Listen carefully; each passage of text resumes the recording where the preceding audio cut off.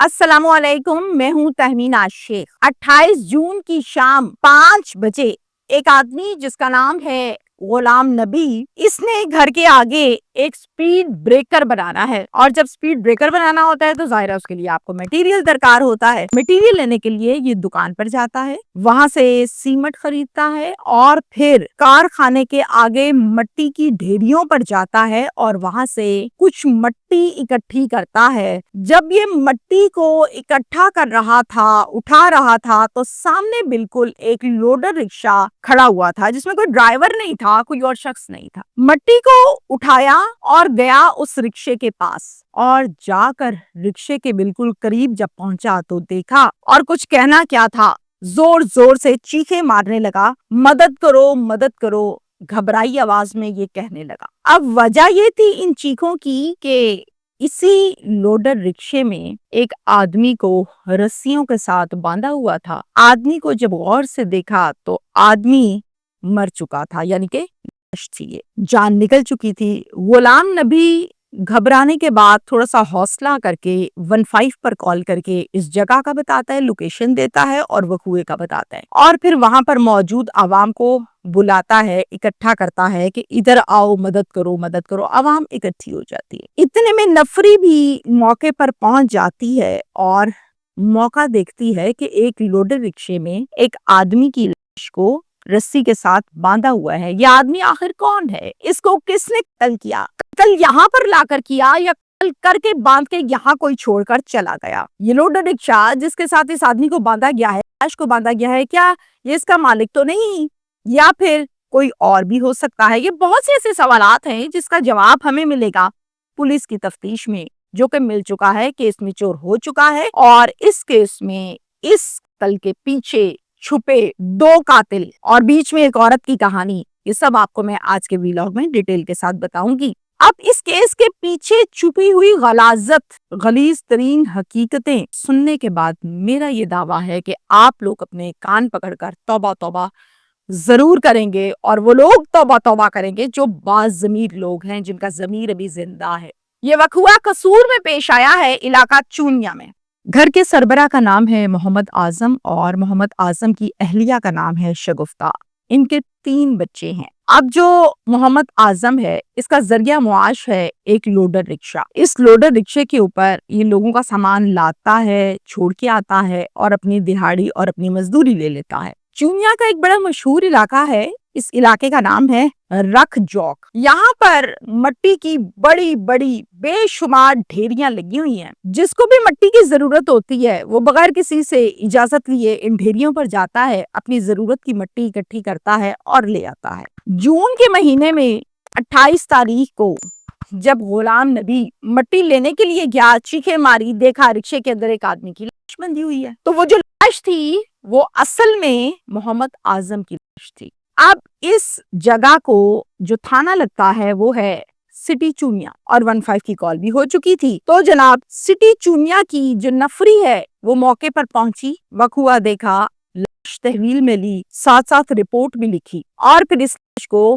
Hospital shift किया गया ताकि इसका पोस्टमार्टम करवा के ये जाना जा सके कि इसको कब, कितने बजे और किस तरह से कत्ल किया गया। तो जनाब इसकी जब तलाशी ली तो पॉकेट से निकल आया आईडी कार्ड। बड़ी बासानी इसकी शनाख्त हो गई और फिर इस वक़ुआ के मुतालिक इसकी फैमिली को इतला दे दी गई। पुलिस वालों ने जब इतला दी, फैमिली फौरन हड़बड़ाई मौके पर पहुंची और सबसे पहले थाने में एक एफआईआर दर्ज की और इस एफआईआर का मुद्दई बना इसका सगा भाई मोहम्मद आसिफ। ये एफआईआर थी नामालूम एफआईआर। पुलिस अब इस केस को क्लैरिफाई करने के लिए, मैच्योर करने के लिए जगह जगह से मालूमात इकट्ठी करती है। तो बीवी को बिठाया और कहा कि तफसील के साथ हमें बताएं, आपको किस पर शक है, क्या हो सकता है, क्या रूटीन है। जनाब बीवी बताती है, मेरा शौहर रूटीन के मुताबिक सुबह जाता था और शाम में घर आ जाता था। हमारा तो किसी से ना कोई झगड़ा है ना कोई दुश्मनी है और लेन देन तो हो ही हमारा नहीं सकता, हम गरीब लोग हैं। दिन में जो दिहाड़ी मिलती है उससे रात का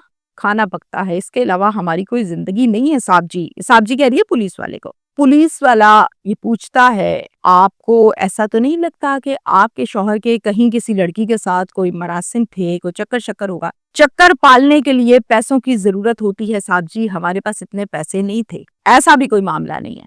خیر بیوی نے یہ معلومات دی پولیس کو. اب پولیس کیا کرتی ہے, محمد اعظم کی CDR لے لیتی ہے, کال ڈیٹیل ریکارڈز, جس میں لاسٹ کال پر جو بات ہوتی ہے, جو لاسٹ کال ملائی جاتی ہے, وہ ملائی جاتی ہے بشارت کو. اس آدمی کو شامل تفتیش کیا گیا. جب شامل تفتیش کیا گیا تو پوچھا کہ ہاں بھئی کیا معاملہ ہے, لاسٹ کال تمہاری تھی. تو آگے سے بشارت کہتا ہے کہ میں تو بالکل نہیں جانتا, مجھے کیا پتا یہ کون ہے, کیا معاملہ ہے. ہاں البتہ میری بات ضرور ہوئی ہے اس سے, اور بات ہماری یہ ہوئی تھی کہ میں نے اپنے گھر کی چھت پر ایک پنجرا بنوانا ہے. اس کے سلسلے میں نے اس کو کال کی تھی کہ ریت ہے, مٹی ہے اور کچھ سیمٹ ہے, تو وہ تو ذرا لوڈ کروا دیتے ہیں آپ کو, تو اس جگہ پر پہنچا دینا, منگوانا تھا, پیسے دینے تھے, بات ختم. یعنی میں تو اس کا کسٹمر ہوں, اس کے علاوہ مجھے کچھ نہیں پتا. پولیس نے جب بشارت سے تفتیش کی اور سوالات کیے تو بشارت کی باڈی لینگویج اور بشارت کی گفتگو یہ آپس میں میچ بھی نہیں کر رہے تھے اور کچھ مشکوک تھے, جس سے پولیس کو یہ شک ہوا کہ دال میں کچھ کالا ہے. پولیس سے کہتی ہے کہ سوچ کے بتائیے کوئی اور بات چیت آپ کی ہوئی اس سے. کہتا ہے نہیں, اس کے علاوہ میری کوئی بات چیت نہیں ہوئی. پولیس کہتی ہے آپ کا گھر کہاں ہے؟ کہتا ہے بالکل پاس ہی ہے میرا گھر. پولیس کہتی ہے چلاؤ چلیں, آپ کے گھر پر جا کر دیکھتے ہیں کہ آپ کیسا پنجرا بنوا رہے ہیں, مٹیریل آپ نے کہاں رکھا ہے. آئے جی جناب, اس کو بٹھایا اور اس کے گھر چلے گئے. نہ پنجرا, نہ سیمٹ, نہ مٹی, نہ مٹیریل, کوئی چکر ہی نہیں ہے. اب یہ بندہ مشکوک ہو گیا پولیس کی نظر میں, اور مشکوک شخص سے پولیس پھر سے تفتیش کرتی ہے, کبھی سوال سیدھا اور کبھی سوال الٹا, تاکہ یہ سچ اگلے. اور پھر آخر کار اس نے سچ اگل دیا. سنیے, پولیس نے سوال کیا, تم کسٹمر ہو اس کے, وہ لوڈر رکشے والا, تم لوگوں کا کوئی میچ تو ہوتا نہیں ہے, تم نے کل کیا ہے اس کو, لیکن کیا کیوں ہے, انداز کیا تھا. اب آگے سے یہ شخص جو جواب دیتا ہے وہ بڑے دھیان سے سنیے آپ. کہتا ہے میں اس کا کوئی رشتہ دار نہیں ہوں, میں نہ اس کا دوست ہوں. معاملہ کچھ اس طرح سے تھا کہ مجھے ایک لڑکی بہت زیادہ پسند تھی. اس لڑکی کا نام کوثر ہے اور میں اس کو پچھلے 5 سال سے پسند کرتا ہوں اور وہ بھی مجھے پسند کرتی تھی. 5 سال سے ہمارا اوڑھنا بچھونا, کھانا پینا, ہر چیز ایک دوسرے کے ساتھ شیئر ہوتی تھی, اور میں ذہنی طور پر اب تو اس کو اپنی بیوی مان چکا تھا. پچھلے 8 ماہ سے وہ مجھ سے اکھڑی اکھڑی سی رہتی تھی, ناراض رہتی تھی, بات کرتا تھا تو جواب نہیں دیتی تھی, لڑائی ہو گئی تھی ہماری. بیٹھے بیٹھے ذہن میں آیا, چل بھائی کوثر کے گھر چلتے ہیں, اس کو مناتا ہوں, جا کے مان جائے گی. میں نکلا کوثر کے گھر جانے کے لیے.